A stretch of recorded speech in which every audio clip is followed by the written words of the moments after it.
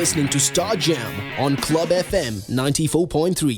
3 സിനിമകളുടെ സംവിധായകൻ, 3 സിനിമയും സ്വന്തമായി എഴുതി സംവിധാനം ചെയ്തയാൾ, 3 ചിത്രത്തിനും വ്യത്യസ്തമായ പേരുകൾ കൊടുത്ത സംവിധായകൻ. നമസ്കാരം, കേരളത്തിന്റെ നമ്പർ 1 FM ക്ലബ് FM-ൽ ഇത് സ്റ്റാർ ജാം. റേണുവിന്റെ കൂടെ ഹലോ, ഞാൻ അനിൽ രാധാകൃഷ്ണൻ മേനൻ, ക്ലബ് FM-ലെ സ്റ്റാർ ജാമിൽ. സിനിമയിലെ പോലെ തന്നെ ഇദ്ദേഹത്തിന്റെ പേരിൽ 3 പാർട്സ് ഉണ്ട്. അനിൽ രാധാകൃഷ്ണ മേനൻ. രാധാകൃഷ്ണൻ എന്നിട്ടുണ്ട്, രാധാകൃഷ്ണയല്ല. എൻ്റെ ഒരു സന്തോഷത്തിന് ഞാൻ കൃഷ്ണ ആക്കിയതാ, കട്ട് ചെയ്തേക്കാം. കൃഷ്ണൻ മേനൻ. താങ്കളുടെ ചിത്രങ്ങൾക്കെല്ലാം പേരിന് ഭയങ്കര വ്യത്യാസങ്ങൾ ഉണ്ടായിരുന്നു. ഇപ്പൊ നോർത്ത് 24 കാതം, സപ്തമശ്രീ തസ്കര, അത് വായിക്കാനായിട്ട് കുറെ കഷ്ടപ്പെട്ടു ഞങ്ങൾ. ഇപ്പൊ ലോർഡ് ലിവിങ്സ്റ്റൺ 7000 കണ്ടി, അതിലും പേര് വളരെയധികം നമ്മളെ എക്സൈറ്റ് ചെയ്യിപ്പിച്ചു. ഇതെന്താന്നുള്ള കുറെ സംശയങ്ങൾ മനസ്സിലേക്ക് കൊണ്ടുവന്നു. എൻ്റെ ഏറ്റവും ആദ്യത്തെ സംശയം ഈ പേരുകൾ എവിടെ നിന്ന് വന്നു എന്നാണ്. നോർത്ത് 24 കാതം ആദ്യം പേര് ഞാൻ ആദ്യം വെറും നോർത്ത് എന്ന് മാത്രം ഇട്ടിരുന്നത്. അപ്പൊ അതൊരു ഒരു കംപ്ലീറ്റ് അല്ല എന്ന് എനിക്ക് തോന്നി. കാരണം ഞാൻ ഉദ്ദേശിച്ചൊരു ഒരു നോർത്ത് എന്ന് പറഞ്ഞത് ഒരു ഡയറക്ഷൻ അല്ല. അതിൽ ഫഹദിന്റെ ഹരികൃഷ്ണൻ എന്ന് പറഞ്ഞ ക്യാരക്ടറിന്റെ ഒരു സ്റ്റേറ്റ് ഓഫ് മൈൻഡ്. അയാള് എന്റെ അഭിപ്രായത്തിൽ ആ ഒരു സിനിമയുടെ ട്രാവലിലാണ് ഈസ് ഗോയിങ് ടുവേർഡ്സ് നോർത്ത്, ഒരു മുകളിലേക്കുള്ള ഒരു ദിശയിലേക്കുള്ള ഒരു സ്റ്റേറ്റ് ഓഫ് മൈൻഡ്, പോസിറ്റീവ് സൈഡിലേക്ക്. അപ്പൊ ആ ഒരു യാത്ര ഇത്ര ദൂരം എടുത്തു, 24 കാതം, ഒരു കാതം എന്ന് പറഞ്ഞാൽ 16 കിലോമീറ്റർ. അപ്പൊ അങ്ങനെയാണ് ആ പേര് കംപ്ലീറ്റ് ആയത്. സപ്തമശ്രീ തസ്കര.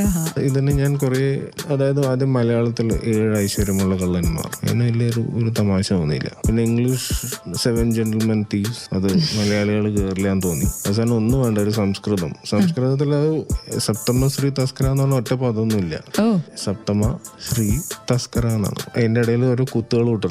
പക്ഷെ പലരും പറഞ്ഞു 7 ഐശ്വര്യമുള്ള കള്ളന്മാരെന്ന് വിചാരിച്ചാണ് ഇട്ടതെങ്കിലും സത്യത്തിൽ അത് വരുമ്പോ ഐശ്വര്യമുള്ള 7ാമത്തെ കള്ളൻ എന്നാണ് അതിന്റെ അർത്ഥം. അതാണ്, അങ്ങനെ ഒന്നിച്ച് വായിച്ചു കഴിഞ്ഞാൽ അങ്ങനെയാണ് വരിക. അപ്പൊ അതിനാണ് ഇടയിൽ കുത്തിട്ടത്. ഒന്നിച്ച് വായിക്കണ്ടെന്ന്. ലോർഡ് ലിവിങ്സ്റ്റോൺ 7000 കണ്ടി, ഇതിൽ 7000 കണ്ടി എത്തിയപ്പോഴത്തേനും വായിച്ചവനൊക്കെ ഇത് എന്തുവാ എന്ന് ഒരുപാട് ആലോചിച്ചൊരു സിനിമ പേരാണ് ലോർഡ് ലിവിങ്സ്റ്റൺ എന്ന് പറഞ്ഞാൽ. ഞാൻ ഇപ്പം രേണു സിനിമ കണ്ടുപോലോ, കണ്ടു. അപ്പൊ അതില് ലോർഡ് ലിവിങ്സ്റ്റൺ എന്ന് പറഞ്ഞാൽ ഒരു ബ്രിട്ടീഷ് കമ്പനിയാണ്, ഒരു ഫിക്ഷണൽ കമ്പനി. ലോർഡ് ലിവിങ്സ്റ്റൺ എന്നുള്ള പേരിടാൻ കാരണം എനിക്ക് ഇഷ്ടമുള്ള ഒരു പേരാണ്. ജോണത്തൻ ലിവിങ്സ്റ്റോൺ സീഗൾ എന്ന് പറഞ്ഞൊരു ബുക്ക് ഞാൻ കുട്ടിക്കാലത്ത് ഭയങ്കര ഇഷ്ടമുള്ള ഒരു ബുക്കായിരുന്നു. അതൊക്കെ സ്കോട്ടിഷും അങ്ങനത്തെ പേരുകളൊക്കെ, മെക്കൻസി, പിന്നെ അങ്ങനത്തെ കുറെ പേരുകളൊക്കെയാണ് വന്നത്. പക്ഷെ ഈ ലിവിങ്സ്റ്റോൺ തന്നെ എന്റെ വായിൽ നിന്നു. പിന്നെ കണ്ടി എന്നുള്ളൊരു വാക്ക് ഇപ്പം മലയാളികൾക്ക് മനസ്സിലായിട്ടുണ്ടാവും. അത് ഇപ്പോഴാണ് മനസ്സിലായത്, പക്ഷെ അതിന്റെ ട്രെയിലർ കണ്ടപ്പോഴൊന്നും ഞങ്ങൾക്ക് മനസ്സിലായില്ല. കണ്ടി എന്ന് പറഞ്ഞു കഴിഞ്ഞാൽ ശരിക്കും മലബാറിലൊക്കെ പിന്നെ സ്ഥലത്തിന് ഒക്കെ ഇടുന്ന പേരാണ്. ഇപ്പൊ കണ്ണൂർ ഭാഗത്ത് 5 കണ്ടി ഉണ്ട്, 5 കണ്ടി ഉണ്ട്.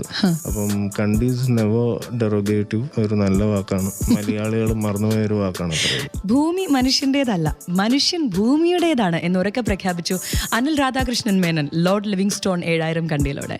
ആണോ ചേട്ടാ? മനുഷ്യൻ ഭൂമിയുടെ തന്നെയാണ്, മനുഷ്യന്റെ അല്ല ഭൂമി. കാരണം അവസാനം പോകുമ്പോ അതുകൊണ്ടൊന്നും പോകാൻ പോകുന്നില്ലല്ലോ. 6 അടി മണ്ണ് മതിയല്ലോ. 6 അടി മണ്ണിന്റെ ഉള്ളിലേക്ക്, അതായത് മണ്ണിന്റെ ഉള്ളിലേക്കാണ് പോകണം, അതായത് ഭൂമിന്റെ ഉള്ളിലേക്കാണ് വരുന്നത്. അപ്പൊ അതുകൊണ്ട് ഈ കഷ്ണം എന്റെയാണ് എന്നൊക്കെ പറഞ്ഞ അതിനൊരു അർത്ഥമില്ല എന്നാണ് എനിക്ക് തോന്നുന്നത്. ആ ചീഫ് സിയാറ്റലിന്റെ ആ ഒരു പ്രസിഡന്റിന് അയച്ചിട്ടുള്ള ഒരു കത്ത് വായിച്ചാൽ മനസ്സിലാവും.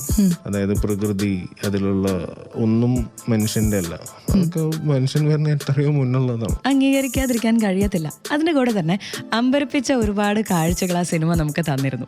ഏറുമാടം, കുഴിമാടം, അങ്ങനെയൊക്കെ. ഇതിനൊക്കെ പിന്നിൽ സത്യത്തിൽ എന്തായിരുന്നു? ഏറുമാടം അതായത് എല്ലാവരും കുട്ടീൻ്റെയും ഒരു ചൈൽഡ്ഹുഡ് ഡ്രീമാണ് അല്ലേ? തീർച്ചയായിട്ടും. ഒരു മരത്തിന്റെ മുകളിൽ ഒരു വീട് മാതിരി കെട്ടാ.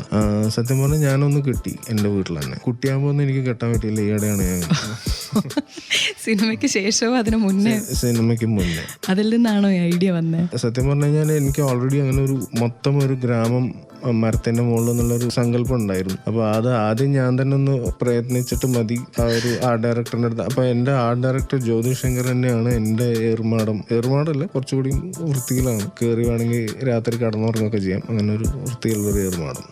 അപ്പൊ ആദ്യം ജ്യോതിഷ് അത് കെട്ടി, അതിന് ശേഷം മാത്രമാണ് ഈ കാട്ടിന്റെ ഉള്ളിൽ പോയിട്ടുള്ള ഈ മൊത്തം ഗ്രാമം. അതൊരു 1.5 പണിയായിരുന്നിരിക്കണം. 1.5ആണോ 2-3 പണിയാണോ എന്ന് എനിക്കറിയില്ല. ഞാൻ തോറ്റു, ആയുധം വെച്ചു കീഴടങ്ങി.